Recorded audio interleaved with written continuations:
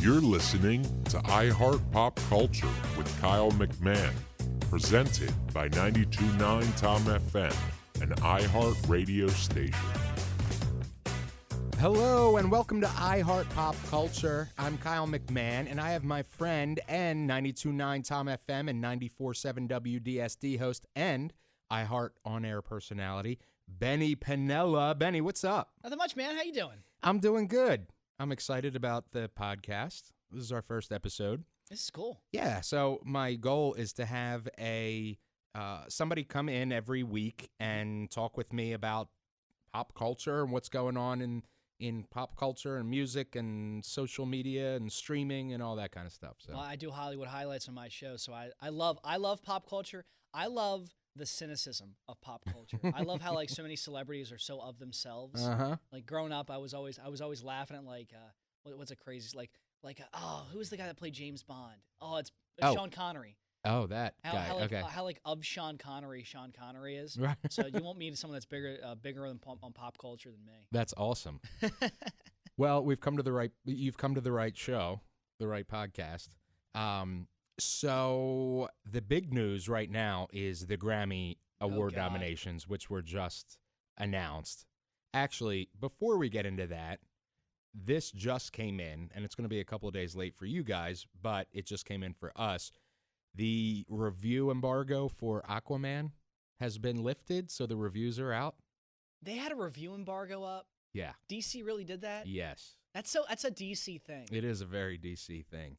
But the reviews, surprisingly, are really good. I'm looking at one that says, Aquaman makes a splash with underwater spectacle galore and Jason Momoa's superheroic star turn. It's a really big, long title. DC gets a bad rap because of the awful Batman versus Superman movies. Oh, they were terrible. Oh God, yes. And oh my God, but like Wonder Woman was fine. Yeah, I loved Wonder Woman. I thought Wonder Woman was really good. I did not like Batman versus Superman. I did not like Justice League. I thought that they were trash. Those movies went on way too long. I remember sitting in the movie theater watching Batman vs Superman, just like this movie should have ended 45 minutes ago. Yes, I actually started work on my debut novel during that movie and finished it. If there's someone out there that can just reshoot that movie or re-edit that movie to end where it's supposed to end. Yes. If there's gonna be a point where you end right before the fight between Batman and Superman, and cut it right there, because that gives you a reason to watch the second movie. Absolutely. After watching that, there was no reason to go back in the theater to watch Justice League. Yeah, absolutely none. And since we're on this topic, the whole thing. So I have a problem that Lois Lane had to be saved like 17 times in the span of a 3-hour movie, which I feel like at some point, women are empowered today, and an actual woman wouldn't get into that situation like 17 times in one movie.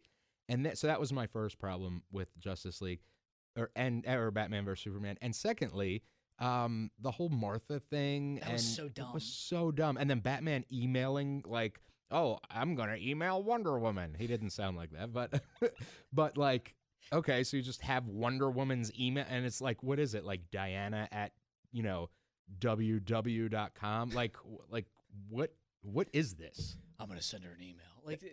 The Martha thing. I think. The Martha thing. Sorry, I had a cough. The Martha thing, I think, ranks up there with one of the worst moments in cinematic history, because it's such a confoundingly stupid line. It is. I don't think I've ever heard I've watched some terrible movies. Like if you ever want to watch a bad movie, The Room by Tommy Wiseau, that's awful. The Martha line, which is what The Disaster Artist was based on, right? Yeah. Yeah. Okay. The Martha line would fit in that movie. It was such oh, Martha. I'm like, oh my God, this is dumb. But going to your first point, you make a good point at how everything now is all about women. It's all like the Me Too movement and everything. I swear, if that movie came out now, it would catch even more flack. Yeah. For what it's got now. Again, I think the movie's bad. I don't think it's as bad as some people make it out to be. It's a terrible movie. Don't get me wrong. It's a god awful movie. But I think if if we never saw the Dark Knight trilogy, Yeah. I don't think we did hate on this movie as much. Absolutely. Because the Dark Knight nailed Batman to a T. Yeah, that's actually a really good point. If the Dark Knight trilogy didn't exist and we went from, what was the last one, Batman Forever or Batman and Robin or something? Oh, yeah. Batman Forever. Okay, yeah. so if we went from Batman Forever to Batman vs. Superman, that would actually be an upgrade. You know what I mean? But we didn't. We got the insanely genius Dark Knight trilogy, which is, it captures, in my opinion, it captures Batman and his world perfectly. Oh, my God. And then to go from that is a big downgrade to Batman vs. Superman. Oh, my God. And, like, think about this. If the Dark Knight trilogy never came out, the best Batman movie would be Michael Keaton's Batman movie. Right. Like, think about that. Like, we would have gone 30-plus years without a decent Batman movie. Right. That is true. Wild to think Although, about that. you know what? I loved Batman Returns. I loved Batman Returns. I loved Catwoman, Michelle Pfeiffer as Catwoman. I thought she was, gorgeous, and I had never seen a villainess like that. But, I mean, if I watched it today, I probably wouldn't see it in the same lens as I did when I was 5 or whatever. The issue with the Batman movies that came between Michael Keaton's and The Dark Knight is like Val Kilmer's meh as Batman, and I don't like George Clooney. I've never been a big George Clooney guy. In general, really. He's just I don't think like he's a good actor in some movies, but like there are some actors, and like I'm sure you'll get into this at some point in your podcast down the road. There's some actors that like Leo DiCaprio. I've never watched a movie where I've watched Leo DiCaprio like evaporate into the movie, where like he becomes his role. Really? You know? Did you see The Great Gatsby? I did, but like I can't. I watched that movie and I kept thinking like that's Leo DiCaprio. That's Leo DiCaprio. Like Daniel Day-Lewis. Like Daniel Day-Lewis literally evaporates into the movie. Like he becomes his role. George Clooney is like the worst actor because whenever you watch a movie with George Clooney in it, you're like, oh hey, that's George. Like who the hell does he play in Ocean's 11? Like I don't even know the name of the character. I'm just like that's George Clooney. It's Danny Ocean's, by the way. Danny Ocean, I think. Cool. Like, Yeah. but like it looks. But yeah, you don't like know. you like. I don't know that. Yeah. I think sometimes there are certain celebrities who eclipse. They become so big as a personality that it is impossible to see them in a role. Madonna, in my opinion, she was amazing in Evita because it was a dramatic music video. Yep. You know what I mean? But the other movies that she's done, I only see Madonna. If you ever watch a movie and you're like, oh, that's a name this actor movie, like that's a Schwarzenegger movie, like Right. that's a problem Right, for me. right. I'm like I love Arnold Schwarzenegger because his movies are always over the top, but I hate that like people go, oh, that's a Schwarzenegger movie, and I'm like, that's kind of weird. Like, Yeah. the act, like it's not like it's Terminator. It's not a Schwarzenegger movie. It's Terminator. Come on. Yeah, so I am looking forward to seeing Aquaman. It comes out next week, probably this week as you're listening. It actually I think it looks really good. And from what I've heard, they are essentially rebooting the DC universe except for Wonder Woman and Aquaman. Yeah. So I guess those are the only two that really worked. Sorry. So Amy Adams, they screwed that up so much. They really did. Amy Adams said yesterday that she is done as Lois Lane. She's been told she's done as Lois Lane. There were already rumors right after Justice League came out that Ben Affleck was done, and he was originally creating that solo Batman movie, which he then announced that he wasn't directing, and then he announced he wasn't starring in. So obviously he's done as Batman. And now I read recently that Matt, what's his name? The guy that's Superman. Oh, I know what you're talking about. Oh my yeah. God. Generic white guy. Yeah. I forget Generic, his name. good-looking white guy. Oh my Matt God. Reeves? No. No, it's not Reeves. Who plays Superman? I can't believe I'm. Oh, I'm I forget his. blanking out on I this. can see his name. I can see his face. But Yeah. I can't believe. I can't nail his name down either. This is killing me too. I can't believe this. We're such fanboys. I don't want to say this. Like somewhere, Zack Snyder is just counting his money, sitting there just like, I scammed DC. Yeah. Because that guy deserves the death penalty for this. Yes. Henry Cavill. Henry Cavill. Cavill. Henry Cavill. Whatever. Yeah, and we already knew Jesse Eisenberg was done. I mean, it's Oh my God, he was the worst. put a fork in. That was dumb. And wasn't he like he wasn't Lex Luthor is like Lex Luthor's son or something? Yeah. Like so they just ruined the whole What they did thing. was they introduced him as Lex Luthor, and then like I guess like as soon as the movie was screened, and they kind of realized, wow, he completely botched this. Like someone told him, hey, to prepare for Lex Luthor, watch a bunch of the Joker. Right? Like you screwed that up completely. Yes. Yeah. They screwed that up completely. I can't believe it was worse. Was it worse than Superman Returns? Do you remember that? No. Yeah. I don't think this was like Batman versus Superman is the worst superhero movie in our lifetime. Like that's where I put that. Like Okay. it's up there. It's up there with the George Clooney Batman movie, and it's up there with the Val Kilmer Batman movie because both of those are terrible. Right. I think it slightly surpasses them just because of how like if they were to recut it, I think it slides above those two a little bit, but there's only so much you can do with that movie. Like, because they needed to completely Ben Affleck as Batman I thought was a poor choice. Even though he was okay. I actually ended up loving him as Ben Affleck. I mean as Batman. But I hated it at first, but then in the role I was like he's pretty good. But sorry, I'm totally getting off your point and you're going to get right back on it. But I hated how they were like, "Oh, this is old Batman."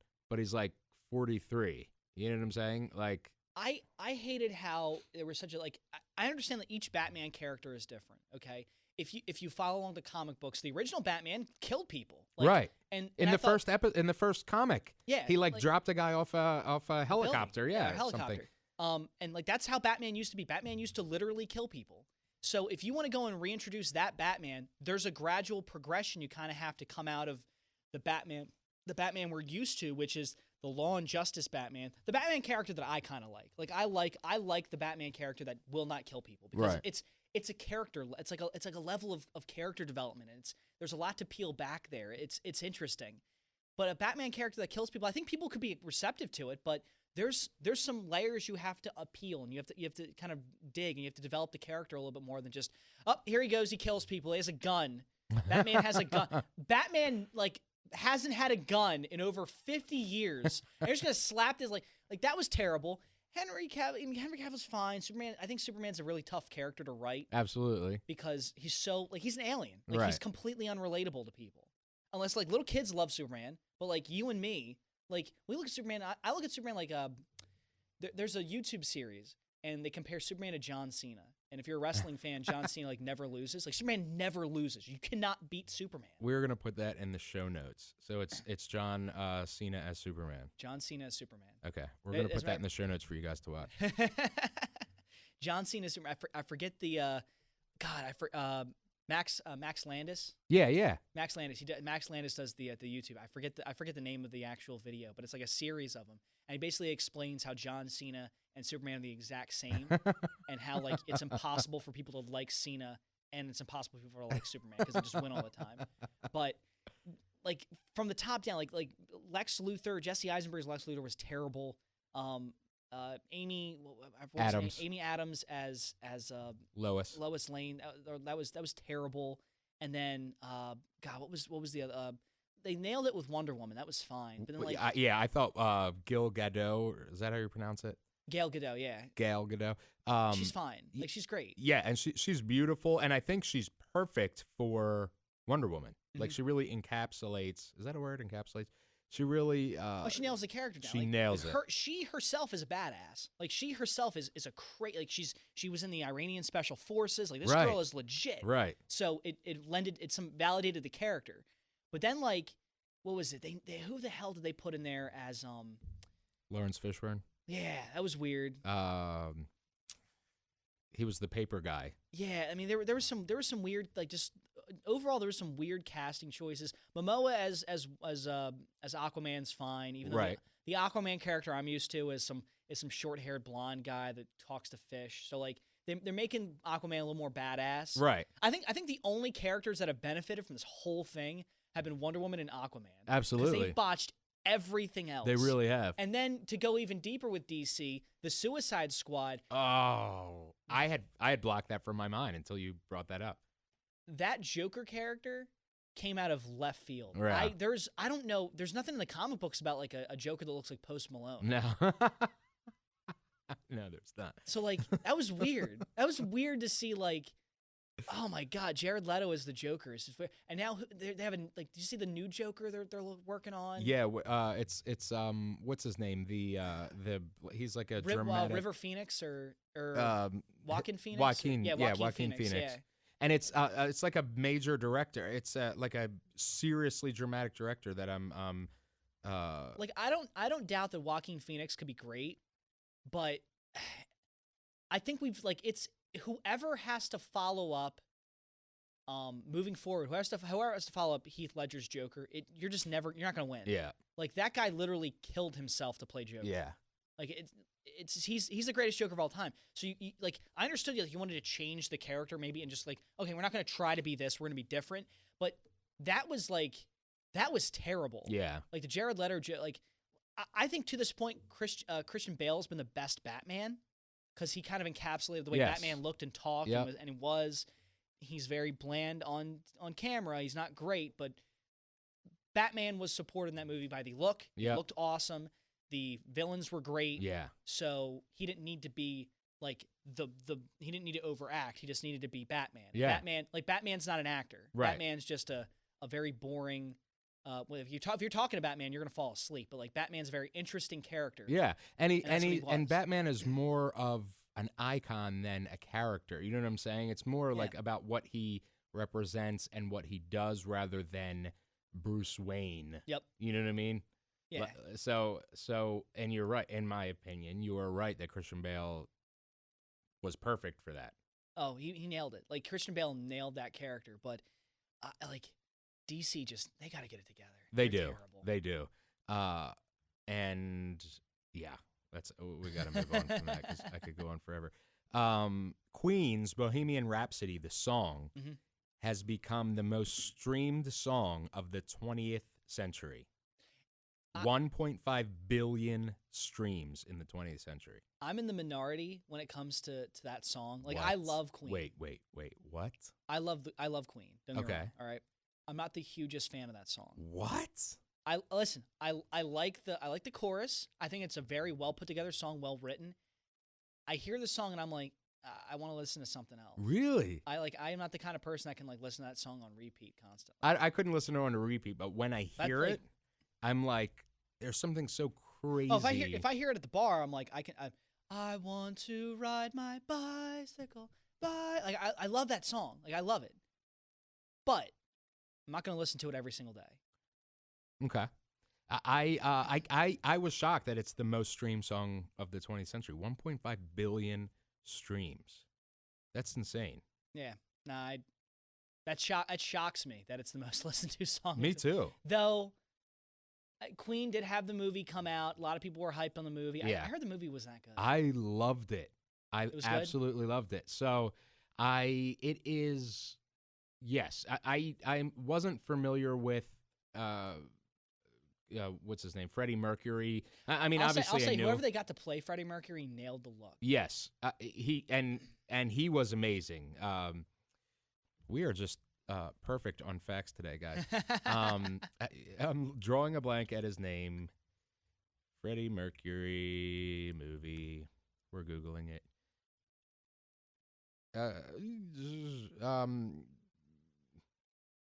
Why does it say Robert De Niro? That's not who played him. Rami Malek. Yeah, Rami Malek. He nailed the part. He really did, and I didn't realize that Freddie Mercury was so unattractive. And I was with my friend seeing the movie, and I was like, ugh. And this is horrible. I have nothing wrong. I'm getting myself in a hole here. But I said to her, I was like, ugh, like he looks awful, Rami Malek. And she was like, no, he's wearing makeup. And I was like, it doesn't look like makeup. But then I saw a picture of him outside of Freddie Mercury character, and he looks fine. But then I looked at a picture of actual Freddie Mercury, and it's incredible how closely they made him resemble Freddie Mercury. Freddie Mercury is a difficult guy to like make someone look like because his entire everything about Freddie Mercury was so unique. Right. His face, his voice, the way his jawline was. I mean, the guy the guy, he's a good-looking dude. Freddie Mercury was a good-looking dude, but at the same time, like I've seen pictures of Freddie Mercury where I'm like, he's not that good-looking. Right, like, right. Then there's like he's a guy like in some pictures Freddie Mercury is a stud, in other pictures I'm like, Yeah. like what was I looking at the other picture? Yeah, But yeah. I want to correct myself. Earlier I said I quoted the lyrics to Bicycle Rider. I didn't Racer. I did not mean to do that. I meant to quote the lyrics to Bohemian Rhapsody. I didn't even catch it. I caught it. I'm a perfectionist. Well, thank God that we have an editor here on this podcast with you, because that would have gone right by me. And we would have gotten angry tweets saying, that's not even a song. That's not the right song. He doesn't listen to it, and he's not even listening to the right song. I listened to Bohemian Rhapsody. I can't. Just not 1.5 billion. My favorite Queen song is either "We Are the Champions" or what's the other one that I like? Oh my God, I'm drawing a blank. I like on it. that dun dun ch, dun dun ch. Well, I like it. I like it because after the Eagles won the Super Bowl, that was like the song that we played at the house.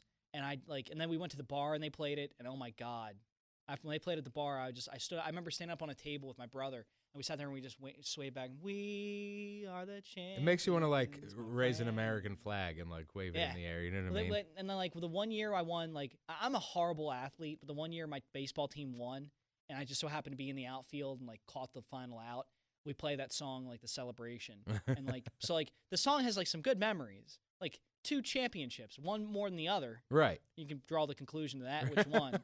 Baseball, I don't even have my baseball trophy anymore. But yeah, I mean the song's fantastic, and God, I forget the other one that I listen to all the time that I like. Don't Stop Me Now. Oh, yeah, Yep, yeah. I love that yeah. one. I love that song. Yeah, so I love that movie, and actually that was a great segue into to our next segment, which is what have we seen recently? And so I saw Bohemian Rhapsody, which I absolutely loved. Last night I saw Widows with Viola Davis, which was really, really good. It was a little tiny bit drawn out, but it was good. And then I saw The Grinch, which was great. That's a Christmas. The new one or the old one? The new one. The new one. Which they dragged out. It's by Illumination, who does the Minion movies. And it is a little dragged out because I had to take like an 18-minute. I've heard mixed reviews about it. I did like it. It'll be on my Christmas, viewing list schedule for forever now. And then the other movie that I saw Bohemian Rhapsody, The Grinch, Widows, and there's one that I'm forgetting. Stars Born was I've heard absolutely amazing. Yeah, I've heard great reviews about Stars Born. I'm trying to go and watch it. If I can contribute to the list, of course. I watch a lot of documentaries. Yeah. I'm big into documentaries, so I forget. I watched one about the Ukraine because a friend of mine kind of led me on to it. She was working in the Ukraine for a while, and she said, "Watch this documentary about the Ukraine." So I'm big into politics. I'm big into what happens overseas, and this Ukrainian document, it is nuts what was happening over there. Like I had no idea it was that crazy. Like at one point in time, according to this documentary, like the government had opened fire on its own citizens. Wow. With live ammo and stuff, and like was killing citizens. It was nuts. It was wild. Is this on Netflix? It is on Netflix. I forget what it's called. I'll try to find the name of it. Yeah, so we can put it on the show notes. Yeah, put on the show notes. But oh my God, it was fantastic. I want to say it was like Ukraine, maybe like something like Days of the Dawn or something. But like it's on Netflix. If you type in Ukraine, you can find it. Okay. It's in Ukrainian, so you need to like obviously switch it over to the English translation and then read the subtitles. But I liked it. I dug it, and I've watched it a couple of times since, and I keep finding new things that make me go, "Wow, the Ukraine is weird." What else have you seen this recently? So I've if I can do a video game really quick. Sure. I'm big into video games, and Red Dead Redemption 2. I've Okay. watched a ton of reviews about it. So I've been hearing a lot about this. Explain what this is to me. So for those of you who don't know, so Red Dead Redemption is an interesting game arc. It started as Red Dead Revolver, and then Red Dead Redemption, which is an amazing game. It's like Grand Theft Auto. You're familiar with Grand Theft Auto? It's like Grand Theft Auto, but set in the wild, wild west. Okay. And it's incredible, the amount of detail that went into these games. Like, Red Dead Revolver aside, like Red Dead Redemption holds up, and it came out in like 2008. It holds up today. Wow. It's incredible. The story is pretty cool. I like the character of John Marston in Red Dead Redemption because he's another like Batman character. he's like an anti-hero. Like he was brought up as a villain. Like he's killed people. He worked. He ran with a gang. But there's also a good side to John where he doesn't want to do bad things. Like he did it because that's what he had to do. That's how it was in the Wild Wild West. Right. In the Wild Wild West, like people have to understand the time. Like either you killed or you were killed. Right. Like, it was ruthless, like back then. And as organized and as cool as Hollywood likes to make it, there were absolutely no laws. You could slaughter someone and no one would know about it. So that's kind of the way like Red Dead Redemption kind of takes that to the nth degree, where it puts you in the driver's seat and kind of lets you decide where you want to. So it's out and you've been playing it? I play. My friend has it right now. I'm thinking about getting it. I always usually study the games before I get them. Yeah. So I've watched a lot of YouTube video footage about it, and I went over his house and played it with him. All right. What else? What else are you consuming? That's what we'll call this segment from now on. What we What are you? consume. What we consume? What are we consuming? Very much into wrestling, as people can get to with John Cena. So I've been watching a lot of NXT. I will say this: if people are even thinking about getting into wrestling, do not watch Raw. Definitely don't watch Raw. Don't watch SmackDown. Try NXT. It's on the WWE Network, so find someone that has it. See if you can watch a couple episodes. NXT is the most compelling 1 hour of wrestling television you'll find out there. The storylines are tight and concise. It's not, someone is dating. It's not like when people think of wrestling, they think of like the Attitude Era, where like you'd have like a guy dating a girl and the girl cheats on him. They get that's a match. It's not like that at all. It's like, a really good wrestler telling a story about his upbringing, and then you have a really good heel that comes in, and like it's very good. It's a wrestling show. The moves are incredible. It's hard hitting. Like it's really good. So I highly recommend NXT. What are you listening to? Musically? Yes. So one of my segments on 94.7 WDSD is Nashville's Next. Yes. So I listen to a lot of new country music. Right. So the guy I'm listening to right now a lot is Court Carpenter. Court Carpenter. Exum is this song.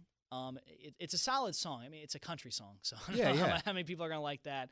Later tonight, I'm going to be working out, so I listen to the iHeart Radio Pump It Up playlist. Okay. And then outside of that, I don't stream a lot of music. I listen to a lot of like podcasts. Yeah. I like, not to get political, Ben Shapiro. I listen to him a lot, and then I'll listen to like Michael Pelka. I'm a big Michael Pelka guy. Okay. I have been using the iHeartRadio app a lot with the podcasts and all, and I've been listening to our station, 92.9. I like that you can click on the ads. Like, so there was an ad for this place called DD's or something, like a discount-type department store. Okay. And so I was listening the other day, and it was like, click on the ad. So, like, I picked up my phone, and I was like, oh, cool. So then I clicked on the ad, and then it was, like, reading about DD's, and it's actually on my list to do this week. But so where is it? There's no DD's around here. It's like in Governor Prince or something. Get out of here! Yeah, they're getting stuff all the way from Governor. I'll go there. Yeah. So it's DD's. 20 minutes from here or something. Yeah. So Give it a shot. Yeah. So I am and then I'm streaming like playlists. There's some cool playlists that they have on there. I've been watching The Chilling Adventures of Sabrina on Netflix, which is absolutely incredible. Is that like Sabrina the Teenage Witch? Yes, but it is a violent version. So I'm a comic book guy. They made a violent version of Sabrina the Teenage Witch. I love it. Yeah, so I'm a comic guy, and I like horror. I'm a huge horror buff. Yeah.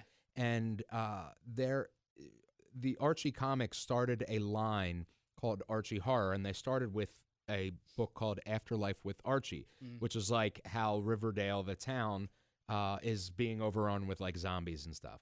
And then that has been super successful. So then they spun that off to The Chilling Adventures of Sabrina, which is like a witchcraft themed thing. Uh-huh. And then they made that show into a Netflix show, and it is awesome. I'm on like the 5th episode or something, and I'll probably binge the rest tonight because it's so good. When I'm not working 24/7, I do watch Trailer Park Boys on Netflix. Trailer Park Boys is hysterical. That is one of the funniest shows out there. It is really funny. It's up there. I put it up there with The Office. If you're into stupid humor, you'll like Trailer Park Boys. Do you like British humor? I do like The Office. I love The Office. The UK Office. I didn't mind the UK Office. Okay. I think the American version's a little funnier. Yeah. I mean, we can relate more. Yeah, to it. But like the deadpan is hysterical. absolutely. The deadpan here, oh my god! And I think the funniest bit to me of all time is Asian Jim. I will never stop laughing at Asian Jim. That is absolutely classic. All right, I want to do that so badly in our office. that would be amazing. All right, so we are going to tackle the Grammys now. All right. Ah, the damn Grammys. Oh, excuse me. Pretzel? No, it's a lifesaver, like mint. Oh, you're eating them. Yeah, I Crushing shouldn't them with have the done old that. teeth. Wow. Okay, this is longer than I thought it would take to chew this. Okay. So the Grammys, our big segment today, Yep. is the Grammy nominations, which were just released a couple of days ago. And I think this is going to be a pretty exciting year. There's some really good competition this year. Yeah, there's some competition for some big key categories, though. I do think with the Grammys every year, and I think this year especially, you're going to get a lot of grandstanding as you always get with the celebrities. Absolutely. I do think though there are some genuinely great songs. I'm really excited for the album of the year category. It's loaded. Album of the year category. So we have Cardi B with Invasion of Privacy, Brandy Carlisle with By the Way I Forgive You, which I gotta say, is she country? I don't know what she is. I don't I've know never who heard she of her is. before Me in my either. life. But David Cobb is a country writer. Okay. So And then we have Scorpion by Drake. I don't know if that's gonna win. Her by Her, H-E-R, Beer Bongs and Bentleys, Post Malone, Dirty Computer, Janelle Monáe, Golden Hour, Casey Musgraves, and Black Panther, the album, music from and inspired by Black Panther. It's going to be a good category. I think Black Panther doesn't win because Black Panther has the uphill battle of being a movie. Yeah, So like being it's, a soundtrack. it's gonna get enough. It's gonna get enough honors there. I think the voters will probably stay away from it. I do my two dark horses for this. Golden Hour is a really good country album by Casey Musgraves. Okay. Now it hasn't done enough, I think, in the country genre to win for best overall. Okay. And then I think just because of his name, Post Malone, like 2018 has been the year of Post Malone. Absolutely. He's a meme, so like that they might just win just to get a meme out of it. Right. Because that's the new marketing. Like now, if you become a meme, you now like market yourself forever. Absolutely. So I think Post Malone, Beer Bongs, and Bentleys is probably gonna win, but at the best overall album, it's such a tight race because Drake's right there. He probably deserves an award. You have to think maybe they give him a Grammy for best album. Cardi B has obviously been everywhere. Her might win because they always go with some kind of wild card. So it's an interesting category. It is. I think it's going to be a tough one. I have two ways.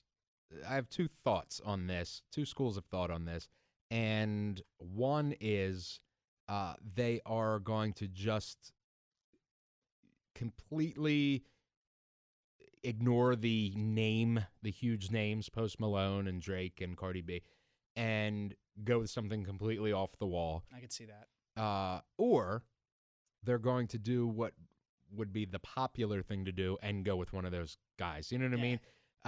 Cardi B, I can't envision that being album of the year. I mean, she's awesome and I love her, but that's such a risky move. I think the Grammys are a little bit conservative traditionally, and that'd be a shocker for me.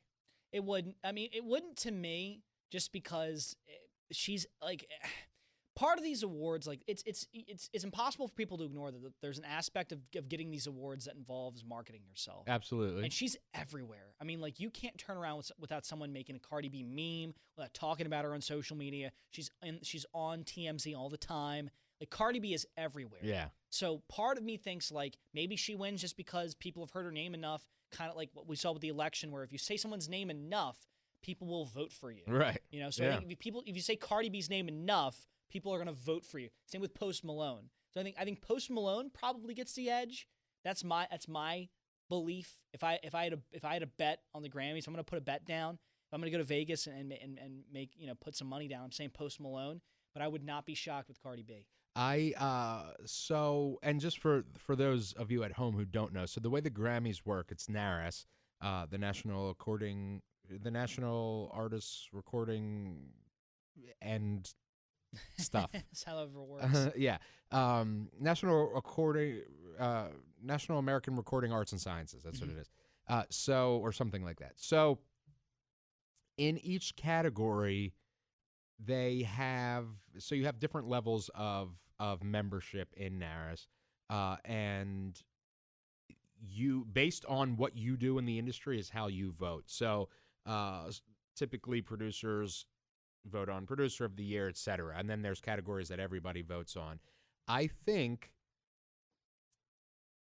so. Kendrick Lamar is one of my favorites ever, and he obviously produced and then did the majority of the Black Panther album, and he is a Grammy favorite. I think he could take it, even though that is a soundtrack album. That'd be weird. It would be weird, but it's Kendrick, and if not Kendrick, I think it'd be Post Malone. Drake cannot win Album of the Year. I would love to look up a history of like how many times a kind of soundtrack album is one Album of the Year. I don't. It can't. I bet be, Titanic was maybe one. Titanic definitely, but like I can't imagine it's a lot. There can't be a lot. I can't imagine it's a lot, but it would be weird. I think like if there's ever a year to do it, it's probably this year because of how like bizarre the field is. Yeah. But like at the same time, like you have to wonder the way the voting's going to shake out. There more than likely is going to be a heavy political influence. Casey Musgraves might get the nod because she's obviously the female. Cardi B might get the same because she's the female. Or they might just go down the social media route and just try to get as many people to watch the show as possible and go with Post Malone or Drake. So, it's a big this of all the categories. This is a big toss up. Yeah. So, fact: there have been only 4 soundtracks that have won the Album of the Year ever, and it is The Music of Peter Gunn from 1959. I have no idea. Apparently, that's a TV show. Saturday Night Fever. I buy that. The Bee Gees classics.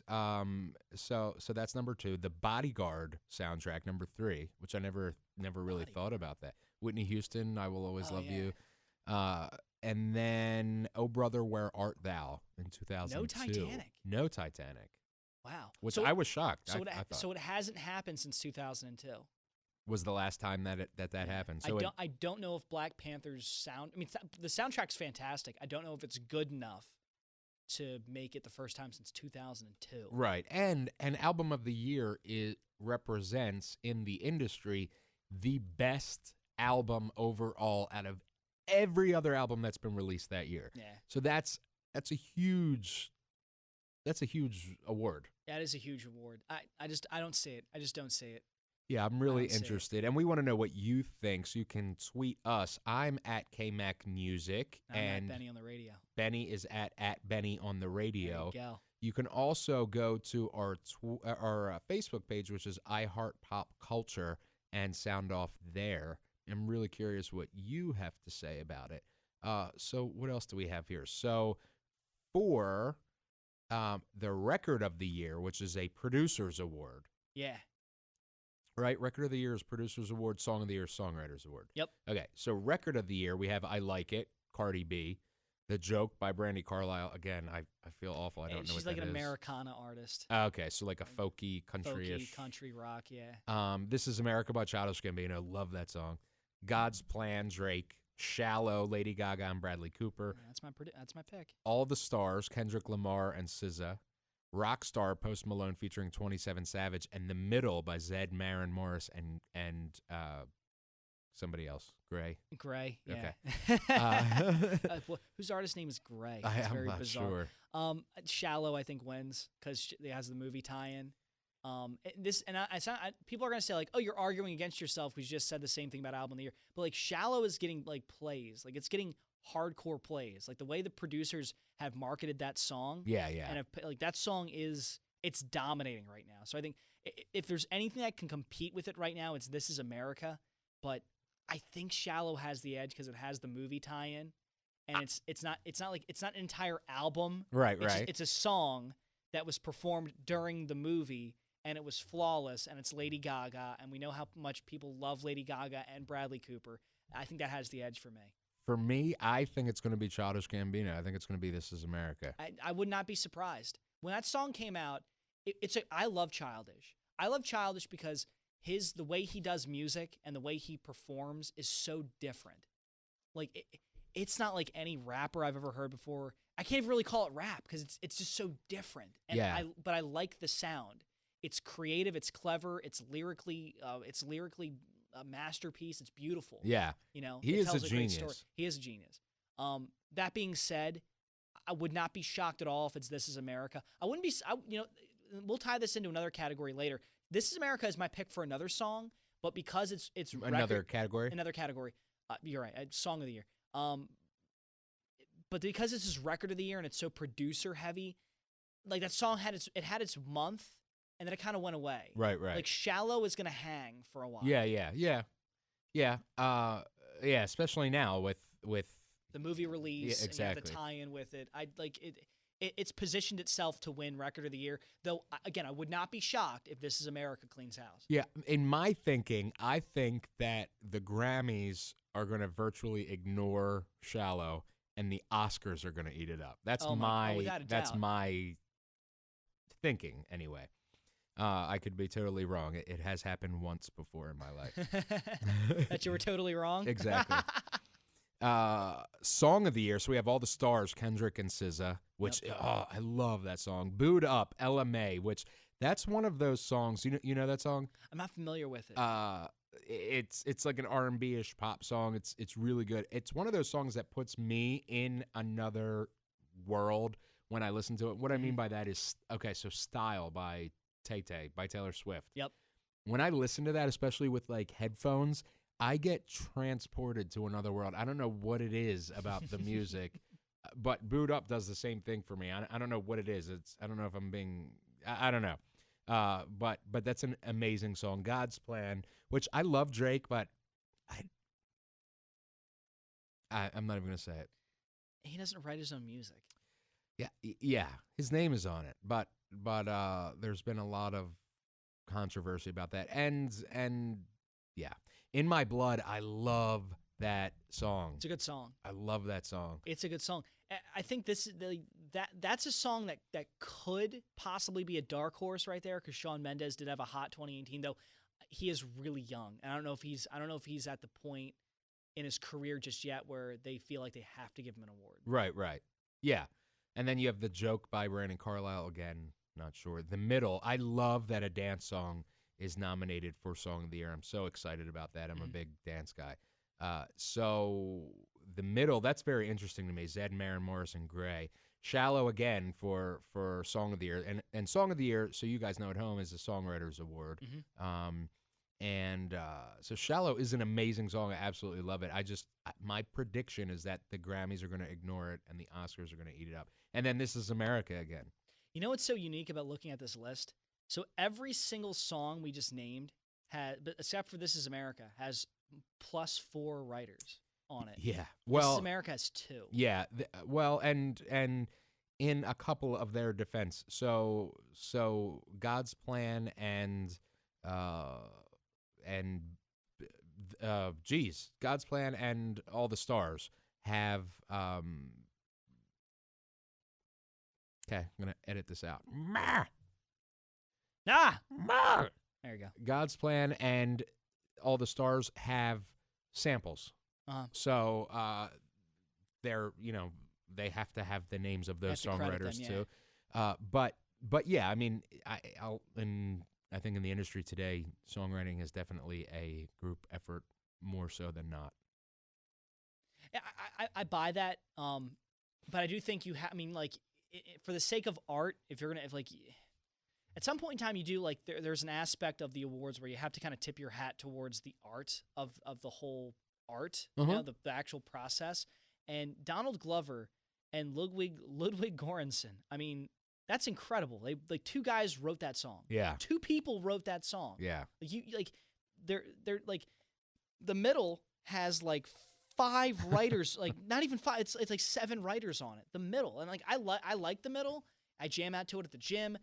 I wouldn't give it the award. Like it's like you have 7 people that wrote that song. Like 2 people wrote "This Is America," and "This Is America" lyrically is a better song than the middle. Yeah, absolutely. And like lyrically, "This Is America" is probably one of the better songs of 2018. If you're gonna give, if it's a songwriter award, "This Is America" is winning it because it like lyrically, and it matched the tone of the time. Though I will say this about "This Is America."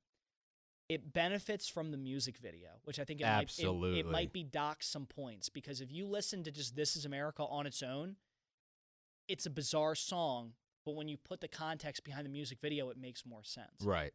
Yeah. It's not like we were talking before, like how like Taylor Swift's Reputation album, it's not a great album when you listen to it on its own, like it's fine, but when you watch it and watch her perform it, then it makes sense. It's totally transformed. So I don't know how you can give it props for like, you can give it props when it relies so much on the visual aspect and it's supposed to be a song. Right. You know? Yeah. You're not supposed to see a song. Yeah, absolutely. All right. Well, I'm calling it for "This Is America." Who are you calling it for? I'm calling for "This Is America" too. Okay. I think it's a good enough song on its own. It was written by a few enough people for where I think they're going to give it the props it deserves. Donald Glover's fantastic, and I think we're starting to get to the point with Donald where he's going to start collecting on a lot of what was kind of due for his entire career. Yeah, absolutely. Best New Artist: Chloe and Holly, Luke Combs, Greta Van Fleet, Her, Dua Lipa, Margot Price, Bebe Rexha, Georgia Smith. I'm surprised there's a Brandy Carlisle here. I know. I am going with Dua Lipa on this one. I wouldn't be surprised if it's them. I do feel like they're probably going to go with her, though. Luke Combs is going to make this a very interesting race. Okay. Because Luke Combs has dominated like at some point in time, you have to look at how an artist does in their individual genre, and Luke Combs has destroyed his genre. As in, like, he's been like the name of 2018. You'd be hard pressed to find a country artist in 2018 that's had as nice of a year as Luke Combs had. He's had 4 songs reach #1. 4 all on the same album. Like, his album that he came out with this year, it's the best-selling country album. Like, it's incredible. It should be. So I think he might make this interesting. Wouldn't be surprised by Margot Price as like the hippie to kind of come out on top.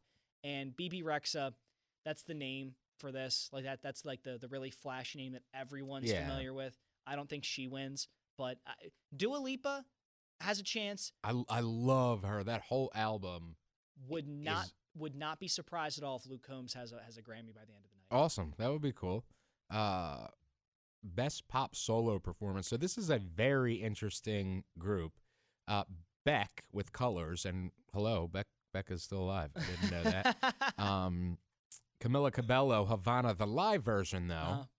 Ariana Grande, God Is a Woman, which by the way has a cameo from Madonna in there. Did you see that? I did not see that. Yeah, it's really interesting. She plays God, which I think is so funny. And then Lady Gaga, Joanne, Where Do You Think You're Going? And Better Now by Post Malone, which is my favorite Post Malone song ever. I love Better Now. It just gets me so hyped. That's great. And I just want to jump and often do. So I want this to go to Post, and I'm also going to call it for Post because that is but Havana was such a song that you couldn't escape. But this is the live version because I feel like they didn't nominate it last year when it came out. So they're like, oh, she released a live version. Let's try to get it to win this year. You know what I mean? Yeah. Camila Cabello could get the Pity Award, as they always call it. Right. And then like they'll probably do the same thing with one of the other songs that was close this year, or they'll just say like they'll just call 2018 a wash. None of these songs really jump off the screen for me in terms of solo performance. I think I want to call it for Camila Cabello just because I think that like there's a low key love for her in Hollywood. Yeah. So I think in the music world, so I think she probably gets it. But I mean, like I wouldn't be surprised if it goes to Post Malone. Would not be shocked at all if Ariana Grande gets it, and this kind of starts the wave of the night for Ariana Grande. Yeah, absolutely. And what better song than God Is a Woman featuring Madonna as God? Got started off, yeah. That's hysterical. Though I do think if there's going to be a song that kind of starts the night for her, or something that starts the night for her, I think like Thank You Next has to be involved with that. But I don't think that it is eligible because it came out too late. But so next year.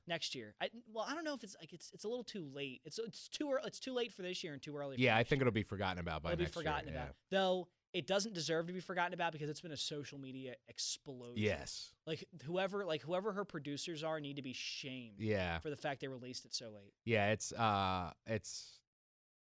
incredible what that song has done. Yep. All right, best pop vocal album: Camila Cabello, Kelly Clarkson, Meaning of Life, Ariana Grande, Sweetener, Shawn Mendes, Pink, Beautiful Trauma, and Taylor Swift, Reputation. For pop vocals, if that's what we're basing it on, I'm gonna say either Pink or Kelly Clarkson. Ariana Grande, like if vocals, Ariana Grande has the best voice in the pop music genre right now. That girl's pipes are incredible. Yeah, I agree. I agree that her vocals are incredible. I just don't think she could outsing Pink or Kelly Clarkson. I think she's like LeBron James. Like, everyone thinks LeBron James is really old, and it's like the guy's only like 34. Yeah, but it's because he's been there. He's been there for almost 20 years. Yeah. He's been in the NBA for 20 years. Yeah. But like, so when I say that, I mean like it's because she's had such a length to her career. Yes. That she's won enough to where, like, is the Meaning of Life really like that great that you don't want to push Ariana Grande a little bit? I don't know. But like, I could see Pink because I do like Pink, and I think Pink's voice is outstanding. Yeah, she's incredible. Kelly Clarkson kind of went away for a while, and now she's coming back, and I think this is the beginning of the uptick. I think she has one more gasp in her.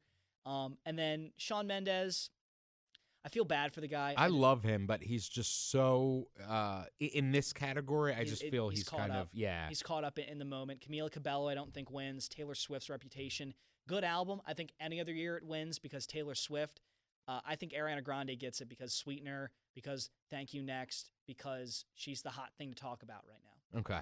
All right. Best dance recording, which I'm a big fan of. So Northern Soul by Above and Beyond featuring Richard Bedford, Ultimatum, Disclosure featuring Fatimata Diawara, Losing It, Fisher, Electricity, Silk City and Dua Lipa featuring Diplo and Mark Ronson, and then Ghost Voices, Virtual Self. Electricity by Silk City and Diplo and Dua is my song of the year. Wow. It is.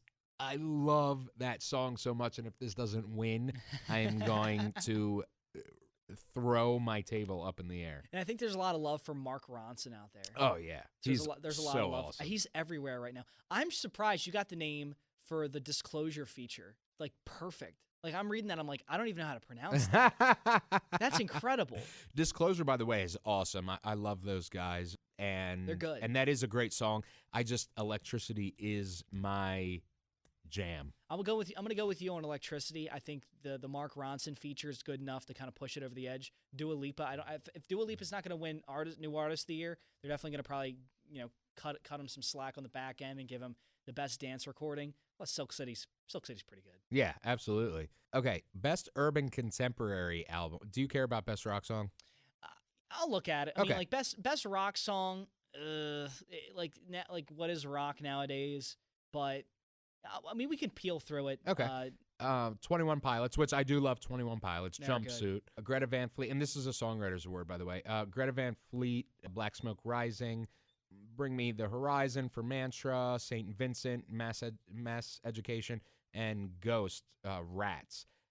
By default, I'm going to pick 21 Pilots because that's the only one I know and love. Yeah, when they finally tweeted for the first time in like 2 years, people were losing their mind. They were like dying. Yeah. Or no, it was a year. Was it a year? They took a 1 year break from like all social media, and they posted like some weird symbol, and people lost their minds.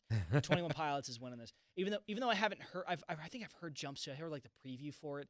Like Jumpsuit's good. I think they've had better stuff in the past. Yes. 21 Pilots, they win. Yeah. Okay, best urban contemporary album, The Carters, Everything Is Love, Chloe and Haley, The Kids Are All Right, Chris Dave and the Drumheads, Miguel Warren Leisure, and then Michelle Ndego, Cello Ventriloquism. If they're going for urban contemporary, in my opinion, Miguel gets this. First of all, Everything Is Love, The Carters, just stop. I love Jay-Z. I love Jay-Z. I love Jay-Z. That's what I'll say.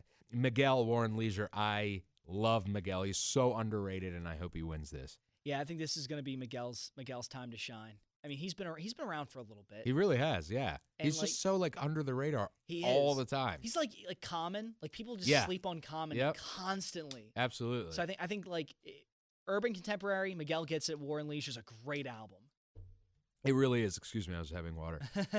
It really is, and I hope that wins. So for best rap album, Cardi B, Mac Miller, Nipsey Hussle with Victory Lap, Pusha T with Daytona, and Travis Scott with Astroworld. Travis Scott, Astroworld I loved. Mm-hmm. Mac Miller has never been nominated for a Grammy ever. And now he gets it. I feel like that's the only reason that they nominated him is because, rest in peace, he passed. Uh-huh. I think any other time, and it is a good album. I don't think that it's the best rap album of the year, but I think Cardi B is going to go with this. I think Cardi B is going to win this one. Well, I'm trying to pull it up right here. Okay, best rap album. I could see Cardi B winning this.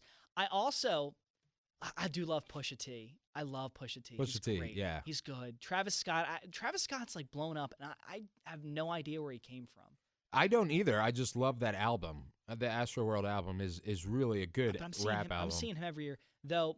I think Mac Miller gets it for two reasons. Obviously, number one, because he died in 2018, and I think they want to have a moment where they have like that, because like with every show, and I don't mean to get too like over the top political here, or not political, but like over the top with like the way the shows are, like, you know, peel back the sausage is made. The way shows work is you have the happy moments, you have to have the sad moments. They're going to have a tribute for him, and I think this is the proper tribute where the crowd isn't that overwhelming enough to where you don't give it to him, but at the same time, like I could see Cardi B winning and then them having a tribute to Mac Miller. Absolutely. But I also think at the same time, it's risky to put Cardi B in front of a microphone right now. So maybe you just give it to Mac Miller.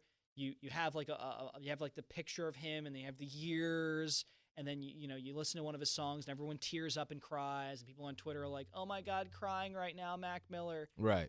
Mac Miller's death is tragic, and it's hard. My heart broke because I grew up listening to Mac Miller. Right. He was awesome. That being said, Ariana Grande is going to win tonight. Mac Miller, I think, is going to get a moment, and then they're going to turn the cameras onto Ariana, and it's going to be like this, like, over the top. Yeah. It's going to be this overblown thing to pop the ratings. It's disgusting what they're probably going to do, but I think it would be. I'm hoping for a touching tribute. I'm hoping they don't go too far with it. Yeah. I think this would be proper. Give him Rap Album of the Year. Let him have his moment, and then let's move on. And I actually feel like he could win, because that does tend to happen. It's his last chance, essentially, to be nominated to win a Grammy. Yeah. You know what I mean? So, so that very well could happen. I mean, this is a guy, like, it's known that he poured his heart into his music. Like, the way like, absolutely. I remember watching the one, there's a video of him performing, like, in a small studio. Great little setup there. It's, like, packed in, but he has his microphone, and like in the middle of the song he just starts crying. Like, you can see like his eyes tear up, and he's like looking away from the camera, and he's trying not to cry on camera, but like you can tell like he's emotionally invested in his music, and I think that's what gives him the edge over a Cardi B, who she's going to have even better stuff coming down the road. Travis Scott's going to just keep on going. Yep. And like Pusha T and Nipsey Hussle, they're not going anywhere anytime soon. Yeah. So there's going to be plenty of good music coming from those guys. All right, this category I have no clue about. Best Country Album. Tay-Tay isn't on there, so I don't know anybody else. So we have Kelsey Ballerini with Unapologetically, Port St. Joe by Brothers Osborne, which is a solid album, Ashley McBryde with Girls Gone Nowhere, Golden Hour by Casey Musgraves, and From a Room Volume 2 by Chris Stapleton. There's 3 really great albums on this list. Chris Stapleton, Casey Musgraves, and Brothers Osborne. You can't go wrong with any of them. Okay. It's a matter of more of taste. Like, where do they want to go with this? Brothers Osborne is more traditional country. Okay. They're phenomenal. They're like my dog died. Do. I wouldn't say that so much. I would say like they're more of like. Not like bro country. They are very much not bro. Okay. There's not a bro country album on this list. Okay. But their kind of music, I think, it's timeless. Their music is timeless. So I think the way they'll probably look at Brothers Osborne is they're probably going to let them pass this year and just let them come out with another great album, because they're just tipping the iceberg with all the creativity they have. Okay. The hot male right now to award everything to is Chris Stapleton. The guy every year collects on so many awards. I mean, his trophy room's got to be getting packed soon. From a Room Volume 2, I have it. It's one of my favorite albums to listen to. Chris Stapleton is the soul of country. He's like bluegrass soul. Okay. So when you listen to his music, it's not music you listen to at a party. It's not music that you listen to with people. It's music you listen to on your own, lying down, staring up into the ceiling, and it makes you think. And it's really, really creative and inspiring, and it plucks at your heartstrings. It's emotional, and he does everything on his own. Like there's not 50 writers on his songs. He wrote all of that on his own. The hot album, though, this year, and you have to give props to Casey Musgraves. This Girl's Golden Hour changed the genre for women's country music. It's a phenomenal album. Okay. It pulls some disco in there, so you can hear like some disco-y country. It's a different listen. Her song High Horse, it's a country song, but you can hear the disco and pop in there. And it's very heavily influenced. So she's been a person that's flown under the radar for a while in country music. She got blacklisted for one of her songs, Follow Your Arrow. Not really blacklisted, but like not a lot of country I should say not a lot of country fans liked the song that much, even though it was a fantastic song. It got a little hate because it's different. Okay. You know, it the way country's always been, and then Casey Musgraves make the song kind of shattered the genre a little bit. So I think Casey Musgraves is my pick for it. Okay. But this is a tight race for a lot. Like this is a three-headed race right here. Chris Stapleton's album, From a Room Volume 2, deserves an award, but they might look at it as he's won enough. It's time for Casey to have at least her moment in the sun. Okay. Or her golden hour. So wouldn't be punny here. Oh my God. So I will say that you have made me want to add From a Room Volume 2 and Golden Hour to my iHeartRadio playlist. So I actually am going to do that. Highly recommend it. You are a wonderful salesman for both of them. So. And I'm not even a huge country fan, but I am going to check them out. Again, if you want to dip your toe into the genre, listen to Golden Hour, and then after Golden Hour, listen to From a Room Volume 2, because they're two different albums. Okay. Golden Hour, I think, features as a better introduction to country, because obviously you do have the pop influences. Yeah. It's eases you into it. It eases you into it, and then as soon as you get past like the easing process, From a Room Volume 2 is remarkable. It's crafted so well. Okay. All right. Best song written for visual media. So we have all the stars, Kendrick and SZA. Mystery of Love from Call Me By Your Name, the movie Call Me By Your Name. That's from Sufjan Stevens. Remember Me from Coco, which is Miguel featuring Natalia Lafourcade. I probably just completely butchered her name. I'm sorry, Natalia. Shallow, Lady Gaga, and Bradley Cooper. And then This Is Me, Keala Settle and the Greatest Showman Ensemble from The Greatest Showman. First of all, This Is Me. This is really weird, but This Is Me makes me want to get up and like stand on a table and sing that song. It's so weird what it's like. There's something in that song. It's like a what do they call it? A subliminal message or something. Yep. That's like, when this comes on, stand up on the table and like beat your chest and sing this song. Yep. Which is really strange to do when you're eating breakfast at Friendly's. But it's frowned upon. Exactly. But it came on, it came on over the speaker. So what could I do? But I actually think that at this point that could be overshadowed by Shallow. It could be. This is an award that Shallow can win.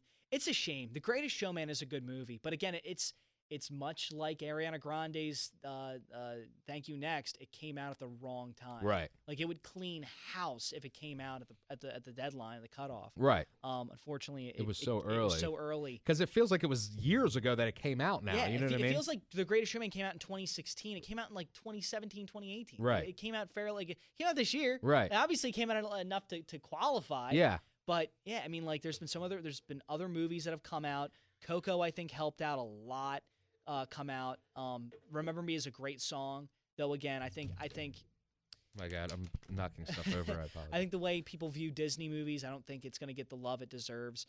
Yeah, I wouldn't be surprised if this is Black Panther's moment. Yes. Wouldn't be surprised if Black Panther's moment, because Black Panther and A Star Is Born are going neck and neck, and yeah. this is kind of the secret battle right here. A Right. Star Is Born versus Black Panther. I'm going to go with All the Stars because I think it deserves something. And I think this is the award it's going to get. I think it deserves much more. Just the contests that it's in above this award they're a little too tight. Yeah, I agree.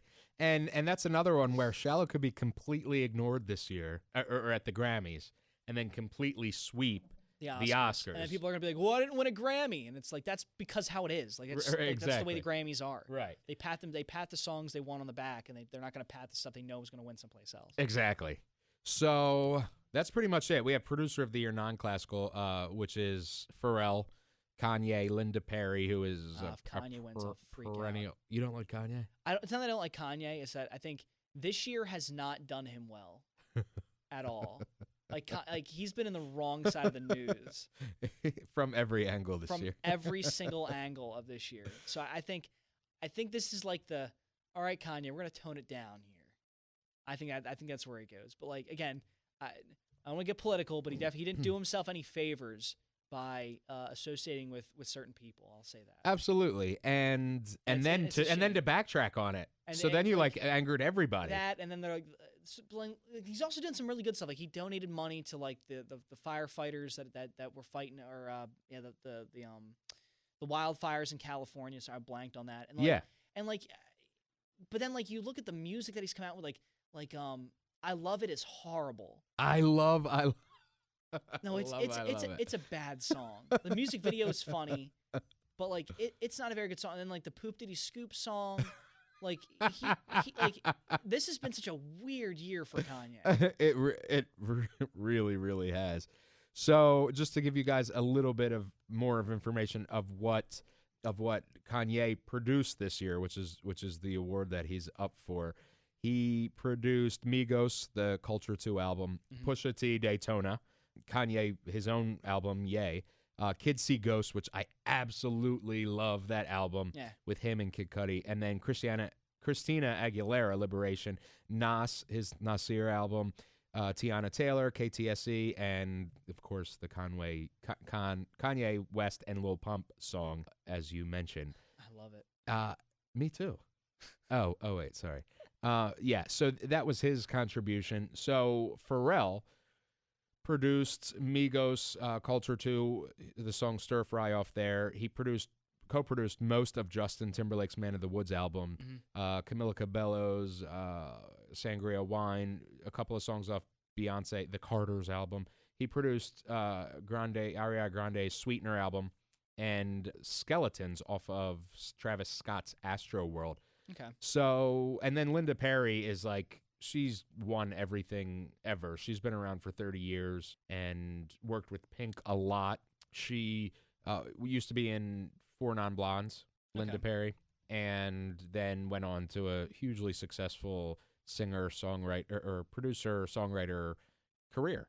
So she is nominated for her work, which has involved lately stuff with Pat Benatar. I'm not sure exactly what it was this year, though, that she produced that is nominated for a Grammy, and I hate to say that, but she's had an incredible career producing. So I don't know. This is a tough one. I'm going to say Kanye because I love him, but that's biased.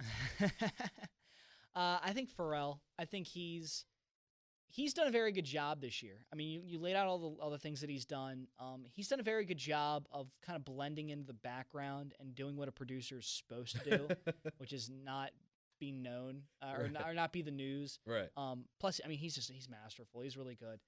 So I think Pharrell gets the nod here.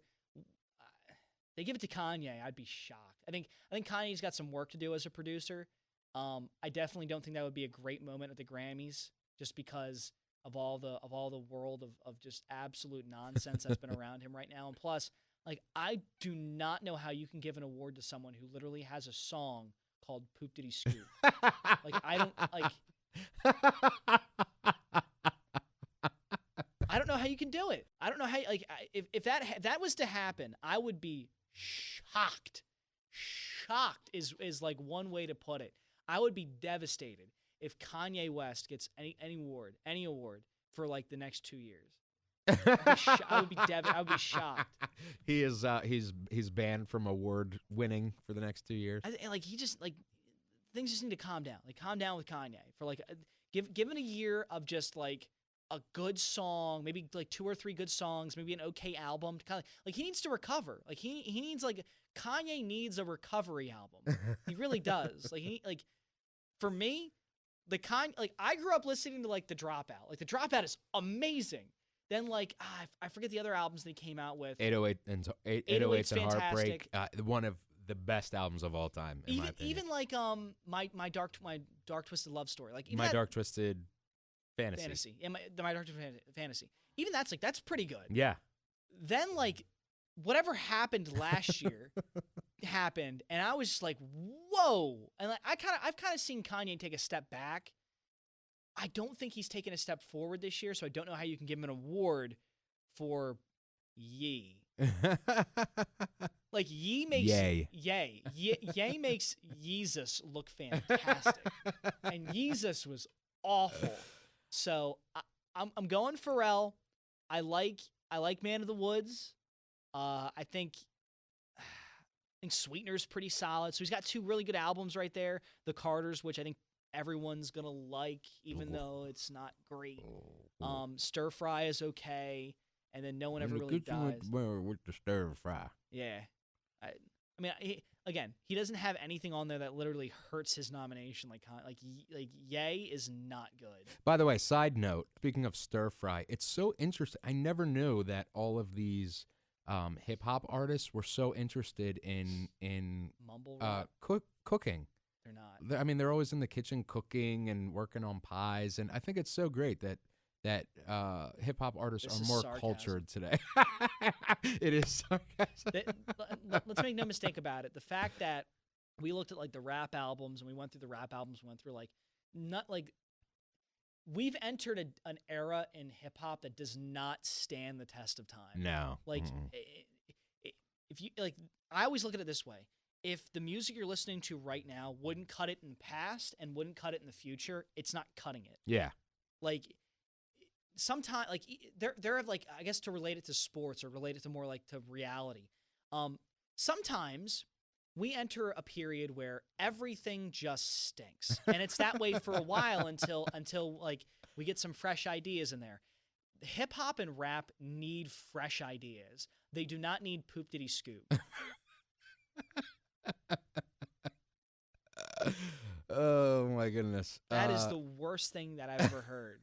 And I'm seriously like the way Kanye is. I don't know if it's a joke. I think it is a joke. I hope. I honestly, what I think about Kanye, and I love Kanye, and thank you, Kanye, for what you've contributed. But I think with Kanye, he is an actual genius. I really do believe he's a genius. And I do believe he has some issues that he needs to, work on, that he seems to sometimes have a hold of and sometimes not. Yeah. But when you're so creative, when you're a genius like that, you're constantly putting out content. The thing with him, though, is I think sometimes he's in on it. Or I think most of the time he's in on it. I think he says things deliberately to be controversial. I mean, it's kind of what he's done his whole career. Yeah. And I think those types of things are just more in that yard of let me do something and release it and act totally like it's normal. The greatest thing ever. Yeah. I could be sold on the idea that Kanye released Yeezus and Ye almost as a joke on the industry. I could buy that idea, but the problem is, like, when you do that, you can't expect to win awards from it. Yeah. So like you can't reward someone for basically pointing at his industry and going, look how horrible it is. And let me just interrupt you really quick. I personally do not think Yeezus or Ye are horrible. I love Ye. I love Yeezus, but I love Ye. But it is more of the moment than anything he's done before. Like, you can listen to The Dropout today, and it sounds fantastic. Exactly. Oh my God, I wish I knew the rest. I could name the other albums, but I have one of his albums that I have on iTunes. I'll pull up the list in a second. But Oh, The Life of Pablo. Life of Pablo is good. Yeezus, Graduation, College Dropout. Graduation is very good. I like Graduation. College Dropout. Late Registration. Late Registration. There was another one, a big one that I'm forgetting. Yeah. I don't remember. 808's great. 808s and Heartbreak is probably, in my opinion, one of the best albums of all time. Yeah, I mean, like he's done some really good stuff. That being said, like I think in order to validate Kanye in 2018, I need to hear another good renaissance from him. Yeah. Because for a while he's kind of come out with things that are a little experimental. I could buy the idea that Yeezus and Ye are kind of jokes on the industry almost, and kind of poking fun at the industry and kind of saying, "Hey, listen, I can literally do whatever I want, and you people will buy it." Right. Like I could be sold on that because I think Kanye thinks that sometimes. Yeah. I also do think that Kanye sometimes overthinks things or oversimplifies them or overreacts to things. Like I think Kanye, the way Kanye's brain works is he has an idea of what he wants to do. And he has an idea of what he thinks other people should be doing. And sometimes he goes with that idea. But again, he's a very complex human being. Kanye is the most interesting person, I think, in the music world right now. Because the guy has done so much that has made me go, what the hell?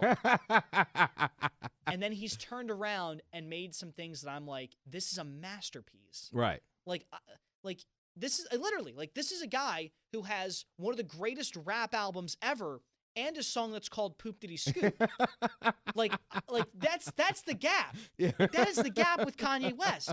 He is so perplexing because you never know what Kanye you're going to get. But at the same time, the benefit is you never know what Kanye you're going to get. And it's remarkable. It is absolutely remarkable that we live in an era with this kind of Kanye West. Like, I think the best way to put it about Kanye West, I think the best definition of Kanye West is Kanye West doesn't quite know who Kanye West is right now. I absolutely agree. Sorry, I'm Snapchatting for our listeners while we do this. But yes, I absolutely agree. I think Kanye is a little lost in. I think 2018 is lost Kanye. I think the Kanye West we're talking to right now is either the smartest person, like, and that's the thing, like, you never quite know what his plan is. And I think Kanye starts out not knowing where he wants to go and kind of plays it by what the cards like, and like it's cool, it's different, but at the same time, that's completely risky because sometimes you get a Kanye that's remarkable. Yeah. And then sometimes you get a Kanye that makes a song called Poop Diddy Scoop. Like, I cannot get over the fact that, like, it's a joke, I get it, but still, he made a song called Poop Diddy Scoop. And actually put it out into the world. And never commented on it. Right. Doesn't talk about it. Which is really, if you think about it, how genius is that you could be a multi-Grammy award-winning serious musician and make a song like that. And then make a song like that and not even comment on it. Not even say, talk about it. Like, LOL, guys. Like, literally, you just put it out there and never spoke of it again. Never spoke about it, but it's got millions and millions of views. It's like tens. Like, on YouTube, it's got like 100 million views. Right. and like it's obvious people know of the song. Right. Like, when it came out, it was a meme. Kanye's making memes right now. Yeah.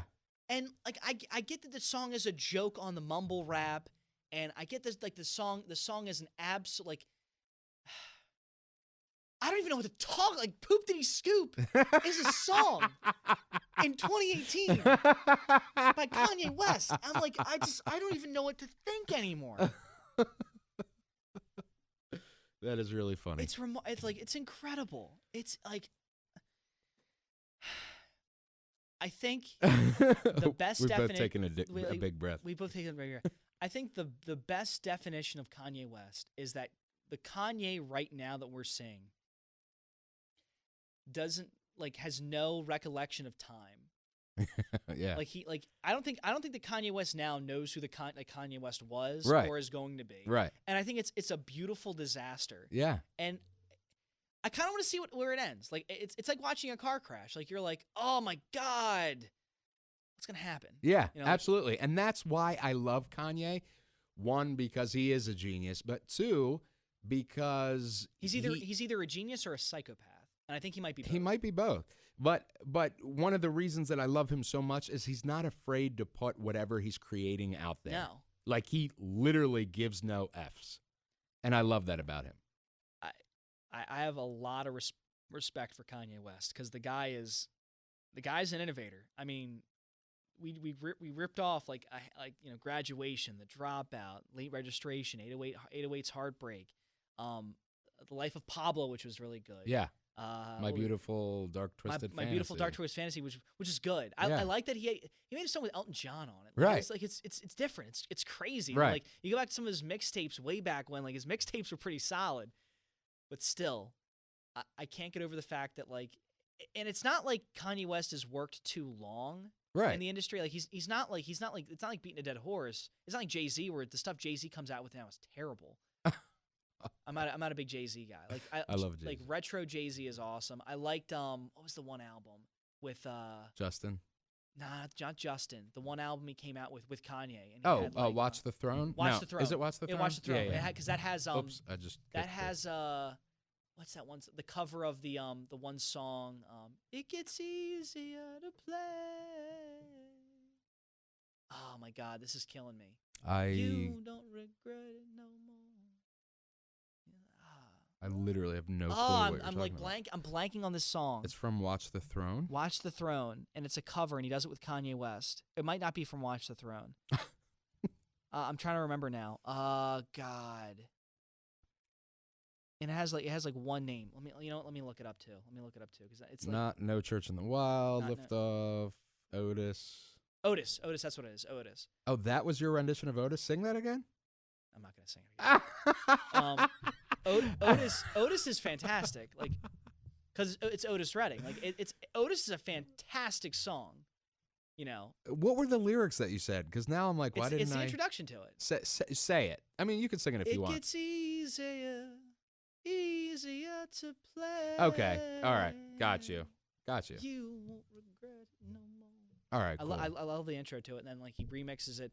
Like that Jay-Z to me is like the last great Jay-Z. The stuff he's come out with now, like with Beyonce, like, ugh. I don't ever think that you should do an album with your wife. Yeah, it never turns out good. It never does, because then like you're dealing with like the creative control and the wife's input, and then like you get into fights and you take it home with you, and then you finally go, whatever, honey. Right. Like, you never should have a moment in the album where you're just like, whatever, just put it in. Right. Like like at that moment right there, your album's not winning an award. You're right. If you're just like, whatever, put it in, like your album's not winning an award. Yeah, that's too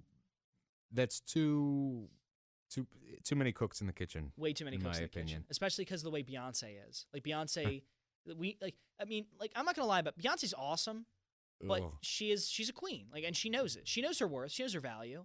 But she can turn a lot of people off.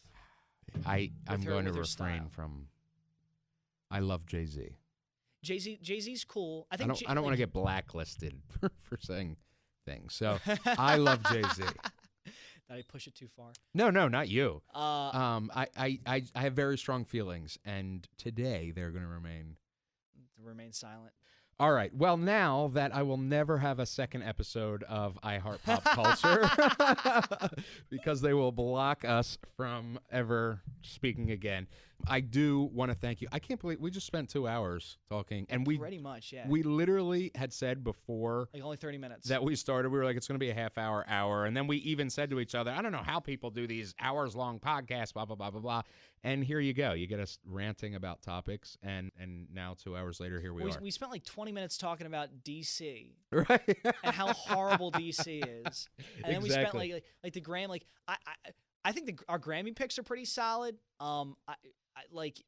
But we talked a lot about the industry. Yes, we did, and how the industry is, and like we both know the industry decently enough.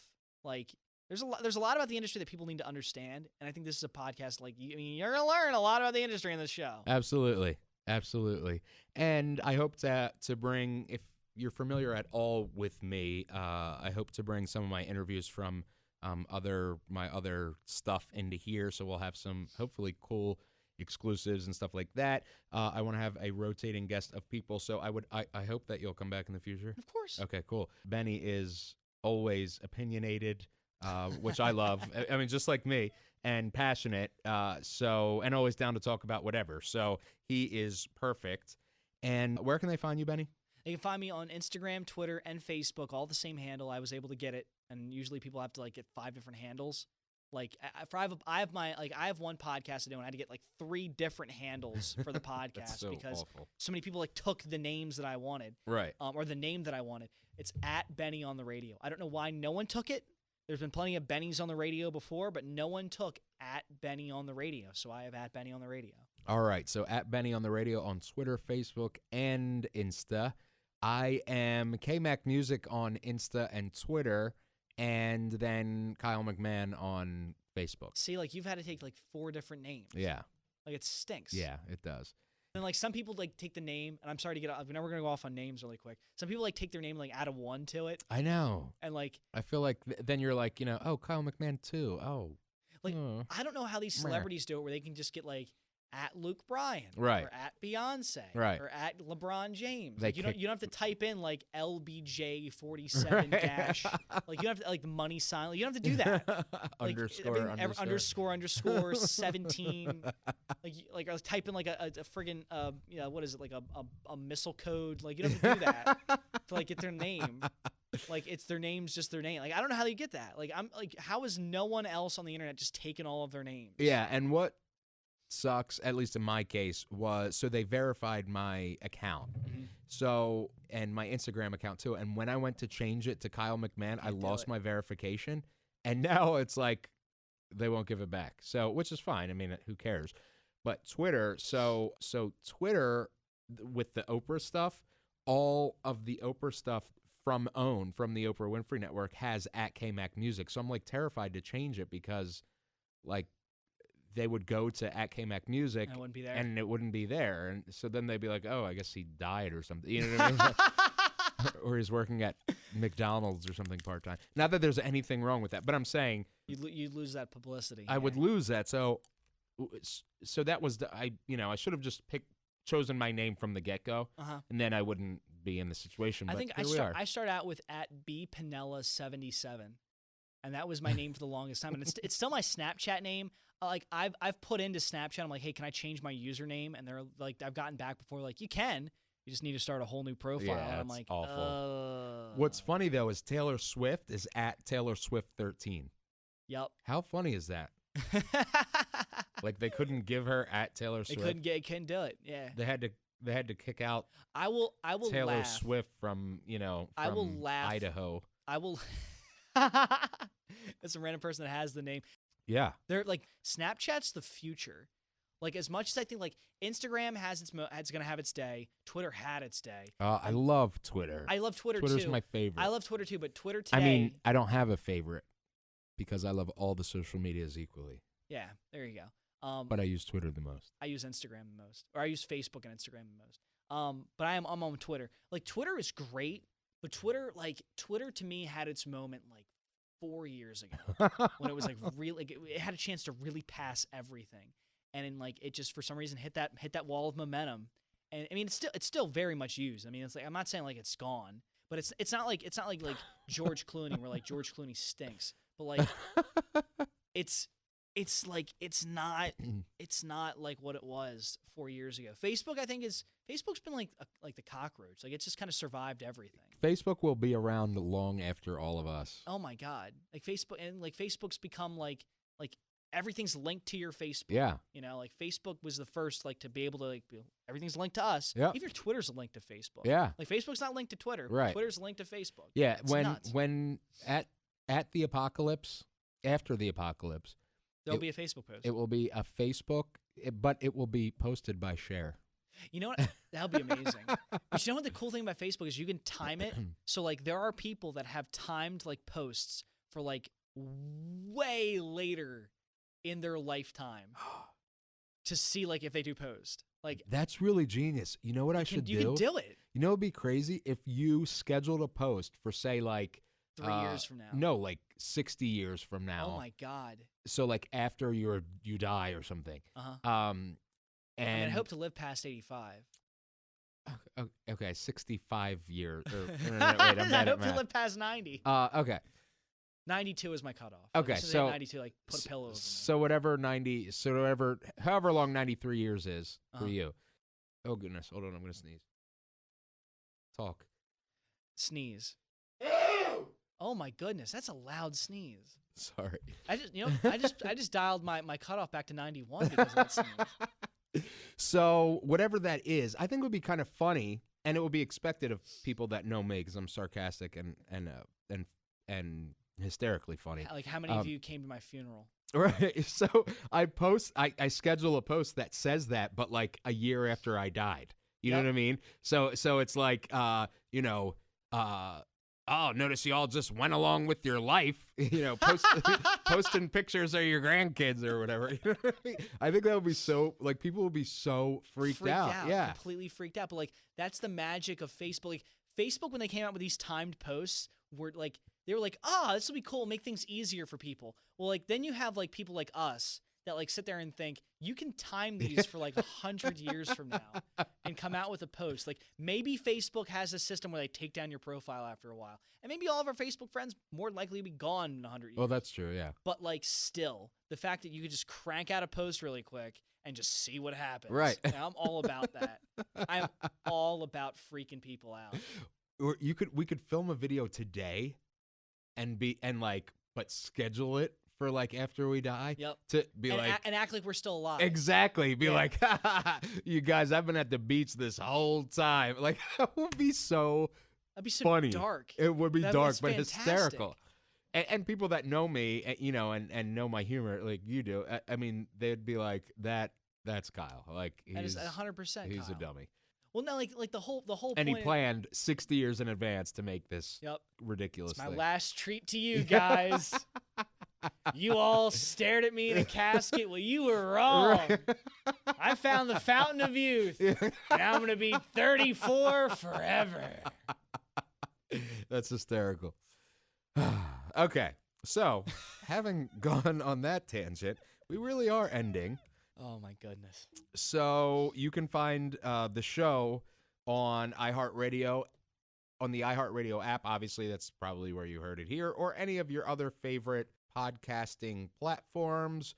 You can find the page for the show on Facebook at iHeart Pop Culture, and you can go to 929tomfm.com to get all the episodes if you want to do it that way. So thank you so much for hanging out with me, Benny, on our double show, our double stuff show, our extra long show. Yeah. It sounds really weird, but We have to have a long one to start. Absolutely. So we hope you guys liked it. We want to know what you think at KMac Music, at Benny on the Radio. Follow him, follow me, send us your hate mail, hate tweets, and I will see you next week. Cue exit music.